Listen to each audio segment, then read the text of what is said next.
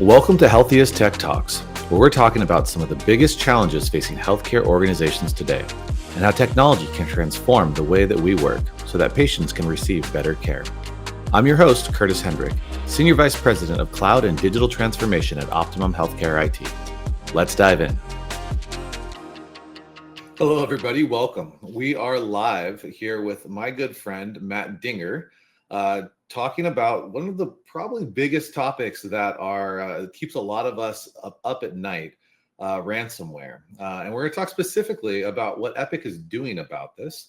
And we're going to go deep. We're going to talk specifics about how this works and what the solution is and why it matters to folks like you guys. Also, too, is we will have Q&A available at the end. So at any point, if you've got any questions, please throw them in chat. We will certainly get to them at the end, and we would love to make sure that we answer any questions that folks have. So, Matt, welcome. Thank you for joining me here today and talking about such an important topic. Why don't you give a quick introduction of yourself and maybe throw in like a fun fact at the end? Sure, Curtis. Thanks for having me today. Good to see you. So I am Matt Dinger. I am the global Epic lead at AWS. So for Amazon Web Services, been here about 3 years, spent the bulk of my career in healthcare technology. Before this was at a couple of more startups, but spent close to a decade of my career at Epic, where I built their implementation methodology that they use today. I'm also the original creator of the Gold Stars program. So that's my baby. Wow. And fun fact. What's it going to be? Fact. Here's my fun fact. I have a master's degree in 20th century American literature. So Epic just like is looking for, I guess, smart people that kind of fit their mold of success. They don't care what your background is. So that is mine. Wow, I never knew that about you. This is great. I'm learning something new. So, Matt, why is this topic important to you? Sure. So it's important to me for a number of reasons. Number one, just as someone in the world who cares about a great deal about how technology impacts patient care and makes things better for the patients. Personally, though, I'm always a patient first. I am a type 1 diabetic. I was diagnosed when I was 5 years old. So this was back in the 80s, where the technology I had was, a finger stick glucometer. I got 5 readings a day. And I have personally seen the impact that technology has on a patient. I can see my blood glucose on my phone right now. I'm looking at it. I'll show you. It was a little high earlier. Don't judge me. But doing okay. And when that isn't working for me, I'm lost. It is dangerous for me. I mean, I've been doing this a long time, so I can usually get by and it's fine.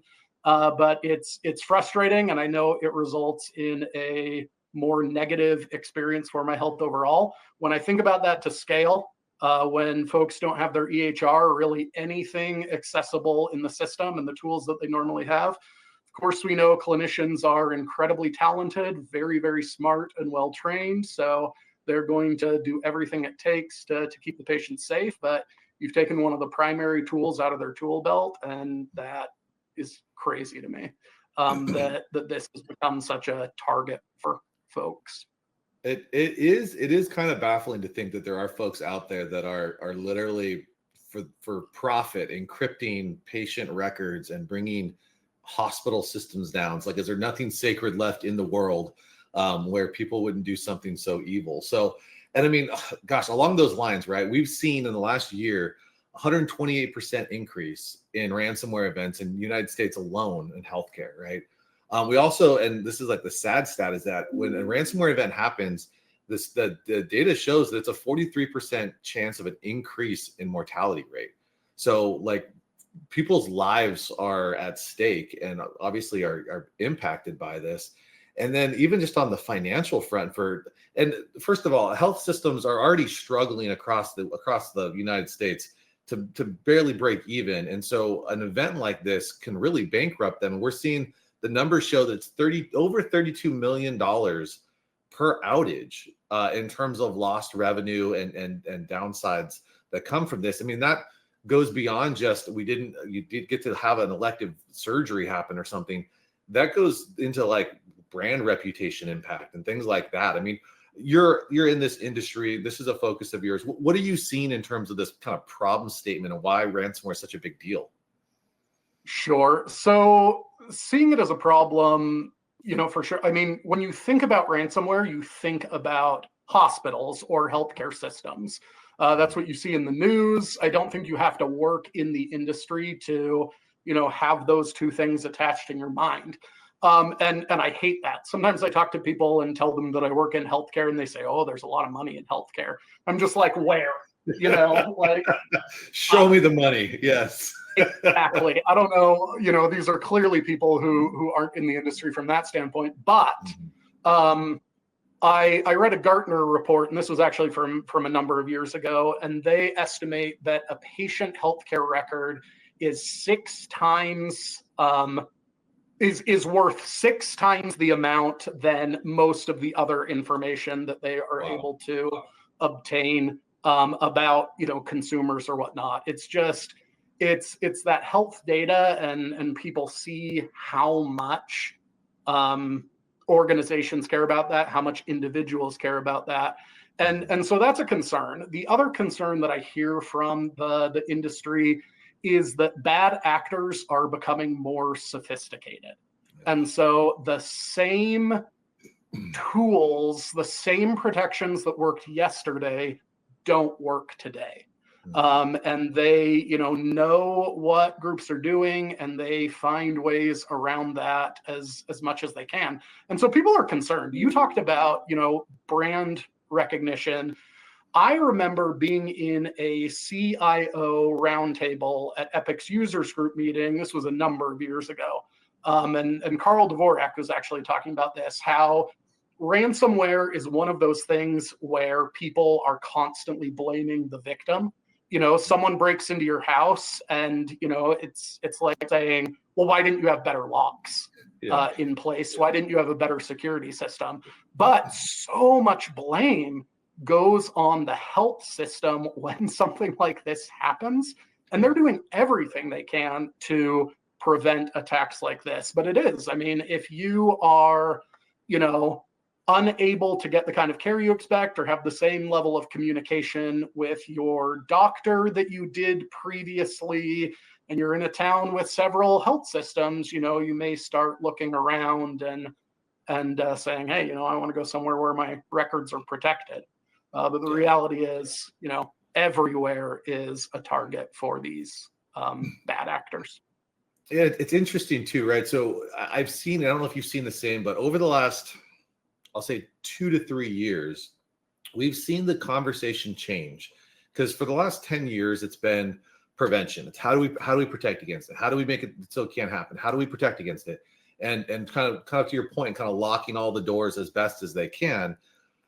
And the conversation shifted a little bit over the last several years. It's been not just that, but now it's also been, well, what do we do when it happens, right? DR is not enough. Having the idea that, immutable backups and immutable copies is like it protects your data to an extent, but your RTOs are not sufficient with a lot of that. And so a lot of the prevention ways of preventing this has kind of become the second part of the conversation. And the first part has become, what do we do when it happens, right? Are we investing in the right technologies? Do we have the right experience and run book? Do we know what we would do? And we've seen this kind of play out in a lot of health systems over the last 5+ years. Are we doing things that is going to allow us to not have a 6-week or 2-month or multi-month outage? Or we have something that could bring us back up in a day or in hours, right? And obviously, this is an area that Epic, being kind of the crown jewels of most health systems and kind of at the center of the world from a health system perspective, this is a problem that they recognize and that they're focused on as well too. And they've been doing things over the last several years to try to help organizations be ready for when it happens and not just preventing it from happening. So give us a little bit of the history and kind of the solutions that Epic's bringing to bear, and how they're really recommending these for organizations that are running their software. Sure, absolutely. And Epic is so concerned because of the impact that it has on their customers and on those users. I mean, downtimes are so disruptive. They are expensive. You know, again, they've just taken the tools out of the clinician's hands in order for them to be successful. And, you know, for better or for worse, I mean, mostly for better, you know, Epic customers don't have a lot of downtimes. Epic has invested in that overall in some of their technology to prevent those unplanned downtimes that happen on the technological front, not because of some sort of technology failure.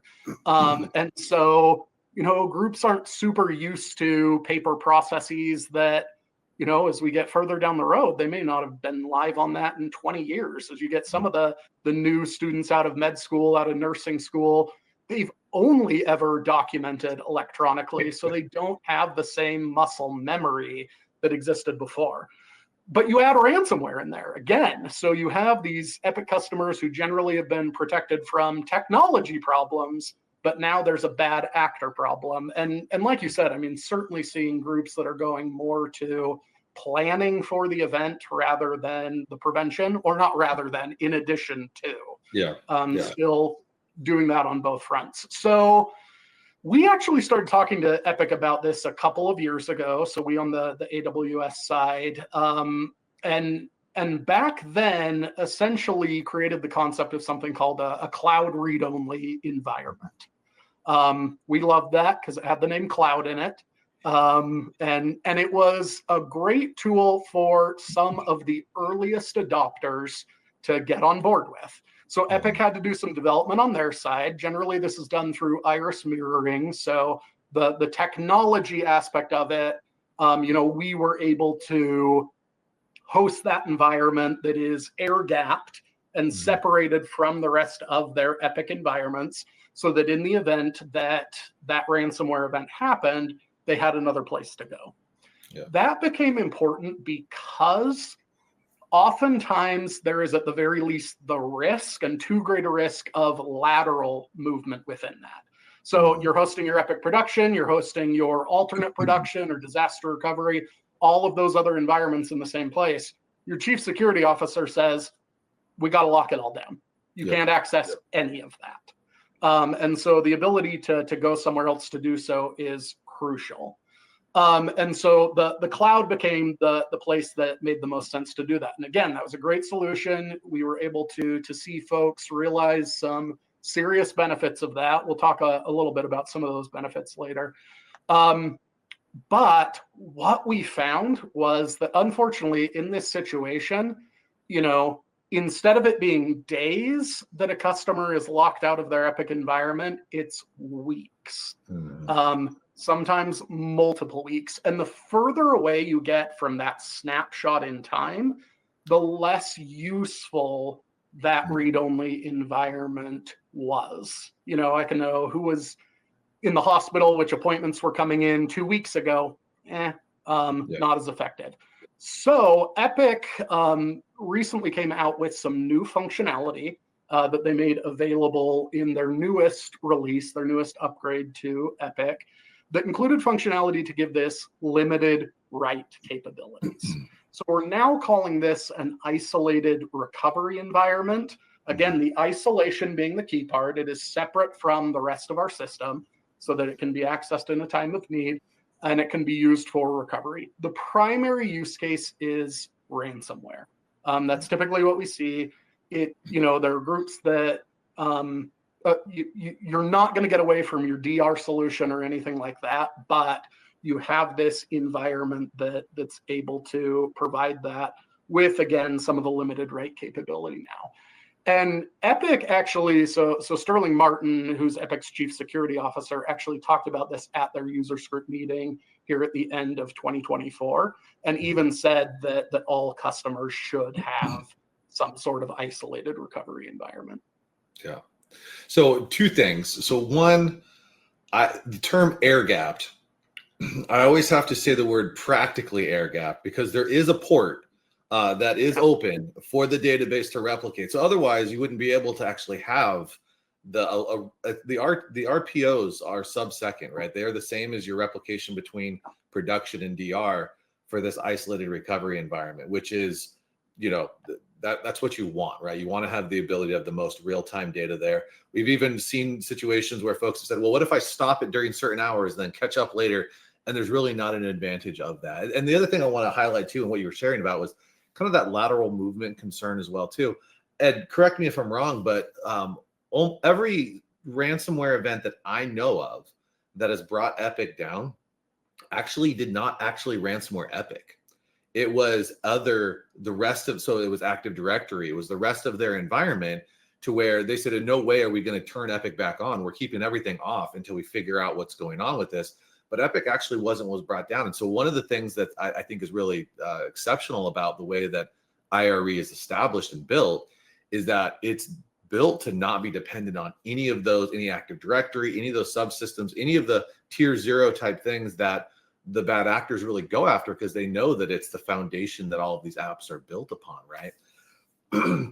So I think that's some of the highlights that I think, is Epic has been very thoughtful and very diligent about making sure that the solution, that the dependency chains of what's necessary that could be attacked are not at risk in terms of the ability to deliver this. So I guess then so obviously if it was CRO, cloud read only, and that was helpful, but only, diminishing returns as time went on, right? In terms of the value of that data.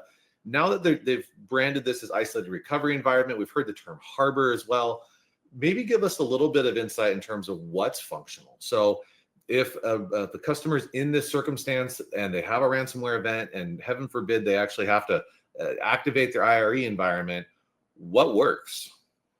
Yeah. So the focus of the functionality and that harbor development that Epic did, as well as the isolated recovery solution with AWS, is continuing patient care. And so that is primarily clinical functionality. So especially those read-write capabilities that I talked about, those are almost entirely going to be on the clinical side, or that allow for continual clinical care. So, the admitting of patients, the notes and orders and medications that are going out on there, that is the primary focus. The billing folks, generally, we're going to leave them out of there, and we can reconcile using that clinical data later when we are through this ransomware situation. There are some secondary applications, or not necessarily secondary applications, but because of where they run, they are not able to be put into that isolated recovery environment. MyChart is one example. Epicare Link is another example. However, Rover will continue to function if you're familiar with that Epic functionality. So along those lines, then, one of the questions is, all right, my environment's ransomware. Maybe my desktops are ransomware, right? Maybe my Citrix environment's ransomware. Maybe I'm not functional from a presentation perspective. How do customers access an IRE environment knowing that their Citrix environment may be down? What does access look like? Sure. So what access looks like is actually through a URL.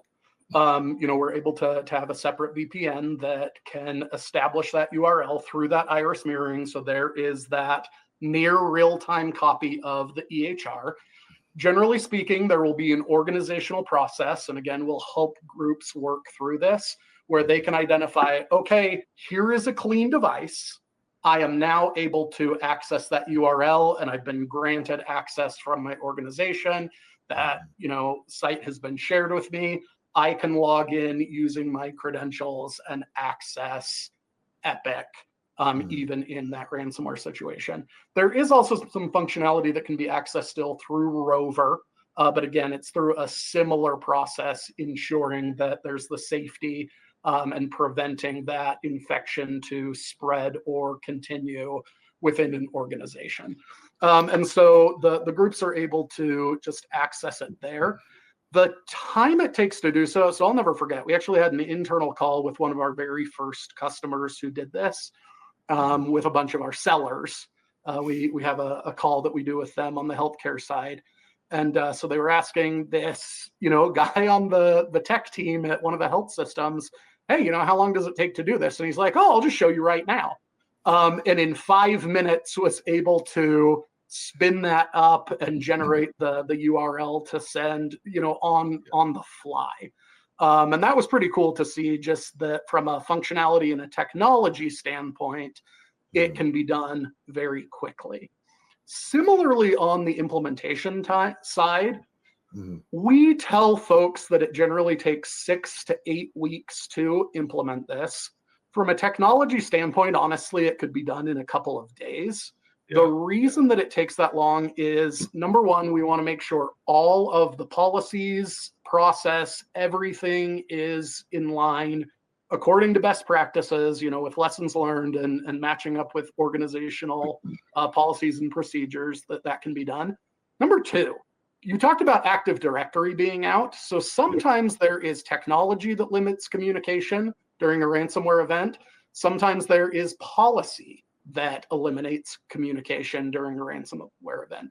Certainly, we have heard organizations who have said, yep, during a ransomware event, most likely what's going to happen is, okay, you're shut off access to all of these things. Also, you cannot communicate with someone outside of the health system about this or about any of the patients because we need to, determine a number of things. So they can't call us. They can't call their partner. They can't call Epic in a number of these situations. So we need to make sure that folks at the organizations themselves are trained up and know exactly what to do, because they may not have the ability to reach out for help in those situations. And we want to make sure, those patients are taken care of.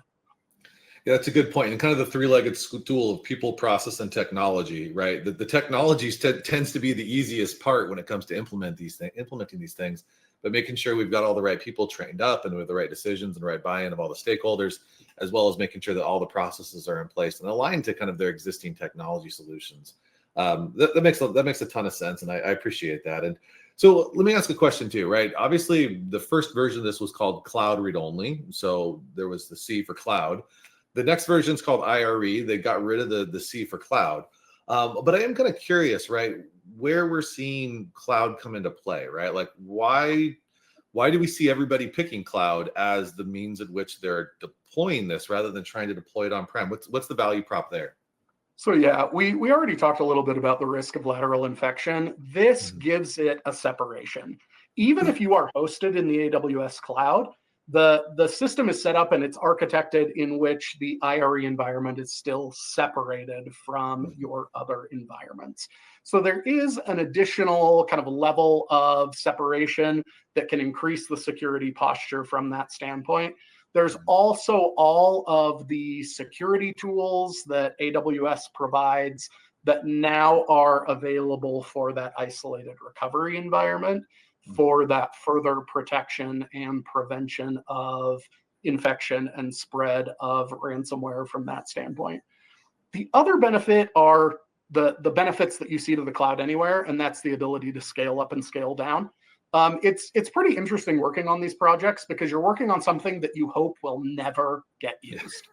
And that's weird from that standpoint, but that means, but it needs to be available to be up very, very quickly in the situations that it needs to be used. So what we do is we can have that running on a very, very dim pilot light mode so that it is a very low cost to organizations overall.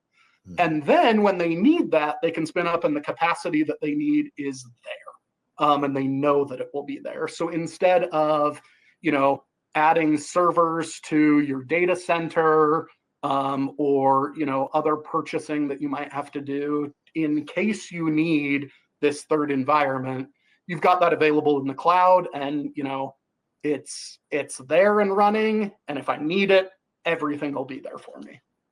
And your comment on speed, right? So yeah, I know we just had HIMSS, right? And we actually were at AWS's booth and we had a demo of what it looks like to activate it through all the automation that's been built and structured.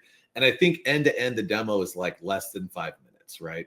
It can be done very quickly and through a lot of automation, right? And the ability to scale up and to be aligned to that makes a lot of sense. Actually, kind of to that point too, I've heard, and I'm kind of curious if you've kind of heard the same, that folks are actually seeing the cost of running this thing potentially being offset by savings through like their cybersecurity insurance and things like that. Has that been common? Have you've heard organizations being able to see some savings in that space?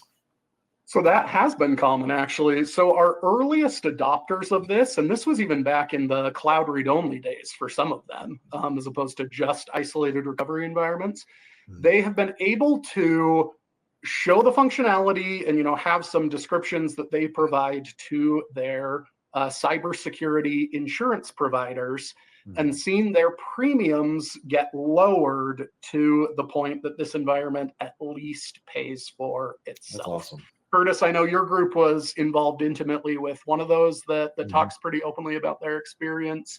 And certainly, we can help guide healthcare organizations and put them in touch with those health systems who have seen those benefits. One of them, though, told me this was the first time, I think, in 8 years that their premium has actually reduced rather than increased from year to year. So again, adding to that security posture, you can have that conversation and say, hey, this is something that we've invested in and it makes us safer. And those groups are agreeing. That's excellent. So I guess, this seems like something that everybody who hosts their own Epic environment should be doing, right? This seems like not only is Epic recommending it, I think it just is common sense. So for any of the folks that are listening or maybe listening to the recording later on after this, what advice do you have for them? What's a good first step? What things should they be focused on? Definitely. So a first step certainly would be to reach out for additional information. That can be reaching out to the AWS folks. I would also definitely encourage folks to engage with a partner that they trust, someone who has done this before. Optimum Healthcare IT is a perfect example of that, working with some groups to get that up and started and really knowing the landscape from that standpoint. Like we also on the AWS side have a number of incentives that can make this financially more tolerable for folks. So doing the implementation and investing in some partners to do so, as well as for the run rate that organizations accrue as they have this live. Ultimately, we like to incentivize people doing the right thing. It's easy to invest in this when we can go back to our organization and say, it's a fairly low cost, it's making patients safer, makes it easier for our customers, and it can be done pretty quickly to have some funds right now to invest in organizations doing so. So definitely reach out and get an understanding of what that can look like and what some of the services that a partner organization can provide. Appreciate that, Matt. Thank you. All right. Well, I think we hit on all of the topics that we had planned to hit on, and now we get to go to our fun Q&A time. So for folks that have any questions, any follow-ups, maybe want to ask Matt any type of crazy questions, this is our time to do so. So I'm going to bring our Chief Marketing Officer, Larry Kaiser, in. Mr. Larry, welcome. You want to do a quick intro on yourself, Larry? Sure. Thanks. Thanks, Curtis. Hi, everybody. I'm Larry Kaiser, Chief Marketing Officer here at Optimum Healthcare IT. Really enjoyed this conversation. I learned a lot, and we have some good questions here to go through. Before I get to those, just let everybody know I'm going to be dropping in LinkedIn profiles for Curtis and Matt if you want to connect with them or ask them any questions directly after the fact. And I'll also include a link to the contact page for Optimum in case you want to take Matt's advice and reach out to a firm that might be able to help you. So with that, we have a plethora of questions here. So the first question we have here, is there external communication from Epic to mandate or encourage its provider customers to have an IRE strategy? Matt, you want to take that one? So I'll answer that. Yeah, sure. So a couple of things. An external is a little bit weird when it comes to Epic. Certainly there are things that they publish among their own community. So things like that general session from UGM where they talked about this is available to Epic customers. they also have this built into some of their cloud materials, like the Cloud Considerations Guide that talks about isolated recovery environment from that standpoint. There's not like a press release that Epic's done. That's not really their style from that standpoint, but they have absolutely communicated this among their customer community. Yeah. Good to know. And then, what is the expected RPO back to full operational resilience? So I can maybe tackle this one. So from a recovery point objective perspective, the RPO is the time it takes for Iris to replicate, which we typically see being sub-second, sometimes a couple seconds in terms of the journals replicating between the databases. So from a data loss perspective, from an RPO, it's very, very low, as low as your DR is to your production. Now, from an RTO, so how long does it take to actually recover and bring the environment up? The RTO to bring IRE up, as Matt said, is minutes, right? It does not take a long time to get that environment stood up. Frankly, what we see organizations spending most of the time doing is having the conversation on whether or not they should do it or not, and that tends to be from the moment of an outage to the moment that it's recovered. It's mostly conversation and discussion about what's happening. What can we bring up? What are we bringing down from a ransomware or from a DR perspective in that view?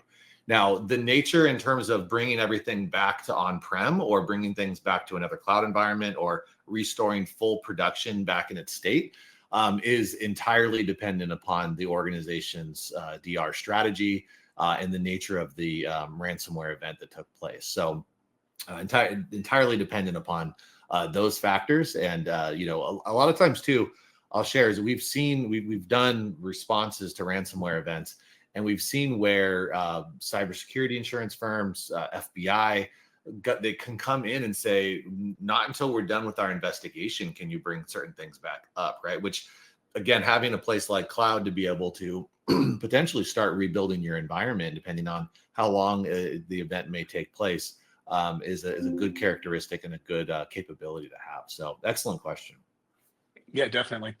So I got a couple different instances of this one, but Curtis, this might be a question for you, but what are the upfront costs associated with implementing an IRE, and how they compare to, say, traditional DR solutions?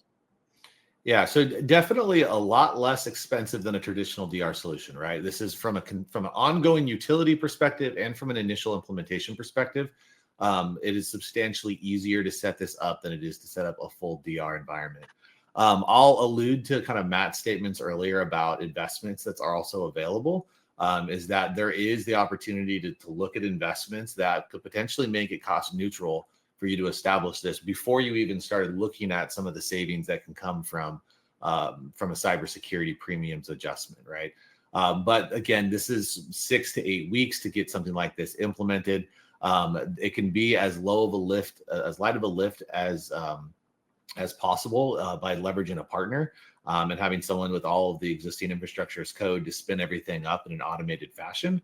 And a lot of it's just going to be discussions related to the ongoing carrying and feeding of that environment, which I will say from an ongoing perspective, not only is there cloud consumption for that pilot light to be running, but there is also, because it's a separate environment, right? You have a different Kuiper environment. You're doing Epic patching there differently. You have to do your Windows patching differently because it's not built into the rest of your ecosystem, right? We want it to be isolated for a reason. So those are all considerations that we have as we go into the implementation of like maybe potentially the hidden costs of the ongoing. And there are opportunities for it to be like a full managed service as well, to kind of keep that away from your team if you're worried about the additional workload on them. But I would say on average, I would say it's maybe a fifth or a seventh of the cost of what it actually takes to implement a DR environment. Great. So I know Matt kind of touched on this earlier when we were referring to, expanding, contracting as you need and so forth, but are there ongoing maintenance costs or subscription costs associated with an IRE? So in AWS, you pay for what you use. And so really, again, that underlying cost is generally just that pilot light that's running as a part of this. And, we work with organizations to ensure that they know how to maintain that on their own, or they can work with partners to do some sort of managed service for that type of work. But as far as costs from AWS are concerned, there's not like a ongoing maintenance cost. They're just paying for the consumption that they have. And guys, we're getting some quality questions here coming in on the Q&A. So um, this is an interesting one. Does IRE require any changes to current cybersecurity or backup strategies? Not really. So the the intent behind IRE, right, is this tertiary copy that is to be activated in the event of a ransomware event. So from a cybersecurity strategy perspective, I would assume that that's a mechanism that's in line with an existing strategy. You really don't have to come up with a different strategy for this, as well as backups. If you still have immutable backups, you still have a 3-2-1 strategy for backups. This could add to that. Is you could also say, well, I've got an immutable copy also in AWS, right? You can certainly add to it, but there's not like a requirement that you have to change for it. But the one thing I will say is that in my experience, as organizations have looked at cloud and started to understand the value propositions of cloud, is that has really influenced their DR strategies. And so while maybe we're talking about IRE right now from an Epic perspective, the ability to bring up the rest of their environment, right? To bring up the rest of those third-party apps, right? Their interface engine and all of the apps around it and printing and things like that. Those are all things that cloud has a very strong value proposition to help support. And so while I would say it's not required to have a change to those strategies, I would say that the more organizations understand and adopt and support cloud, the more that cloud actually becomes kind of a big characteristic in terms of their DR strategy and potentially changes it. Interesting. Yeah, and certainly, some of the lessons that are learned from this are things that we are applying to the work that we do with healthcare organizations in their DR strategy. This is not a replacement for disaster recovery or for alternate production. We will continue to refine and improve this environment and make it, more functional and more features, and we'll work with Epic to do some of that work as well. But yeah, as of right now, this is a addition that can improve security posture, not a replacement. Yeah, great, good information there. Thank you. So another one here. How does IRE work in a multi-hospital health system versus a single facility organization, hospital? Sure. It's fairly similar in terms of some of the setup and the mirroring and the work that's done there. A lot of the changes there would actually be on the policy side. There's not going to be 15 people who are able to spin this up in an emergency situation. And so, a clear communication process and how that goes will be done there. But essentially, the epic that they bring up in that IRE environment is the same. And so the same facility organization and permissions and user roles and everything would be built into that already. And it would already be mirrored. So the organizations would be able to have access to just the things that they need without some sort of large, okay, now I'm just seeing a million things and having to sort through all of that. Anything you want to add to that, Curtis? No, I mean, I think generally speaking, multi-hospital organizations, we don't typically treat one hospital different than another hospital. And so for us, I think that we would activate this for the enterprise and based upon role and function, not so much based upon like a hospital location, right? But it obviously has the ability to support multi-hospital organizations. And there's not a ton of hospital systems that are hosting Community Connect for other hospitals, but there is the ability to also activate this because the authentication that's happening is at the Epic layer, right? No longer at the Active Directory layer because you've essentially activated IRE. So there's the capability of activating this for Community Connect hospitals as well. But generally speaking, I wouldn't say that we would treat them any differently. Good. All right, the last question I have here, and Matt, I know you mentioned this but I believe it happened at UGM, was where it was shared that Epic was making the recommendation late last year. Was there any publication that had that out there, or is that just part of the keynote address or the address during UGM? Yeah, not to my knowledge. Definitely part of the keynote address that was there at the users group meeting. All right, that's all the questions I have, Zane. If anybody has any question they want to drop in the chat, please do that, and we'll get Matt and or Curtis or both of them to respond. All right. It does not seem like, I think we answered every question, Matt. Good job. Awesome, we really guys. appreciate, we really appreciate you joining me here today and talking about something that is very important. And I do just want to maybe end on this note, which is the ability for us to maintain patient care and patient safety in the most vulnerable of populations in a hospital, in an inpatient setting, is so important, right? And it's so essential. And so this is certainly something that I really feel like is just a message that we want to get out there, and a capability we want to get out there, because I don't want to hear 6 months, 9 months, 2 years from now of a hospital where, a patient maybe died because they had a ransomware event and there was a technology that's available for us to be able to help, right? And so I appreciate you joining me here today to try to get the word out on this and to try to promote just the fact that this ability exists, and this capability is a technology that organizations should really be considering and thoughtful about. And it's not an expensive lift. It's not difficult to get done. It's something that a lot of folks should move pretty quickly on. So really appreciate you joining us here today. Larry, you want to close us out? Yeah, appreciate everybody joining us today on the Healthiest Tech Talk. Stay tuned for more of these to come throughout the year. And thanks for joining us, everybody. Appreciate it. Fantastic. Thanks, everybody.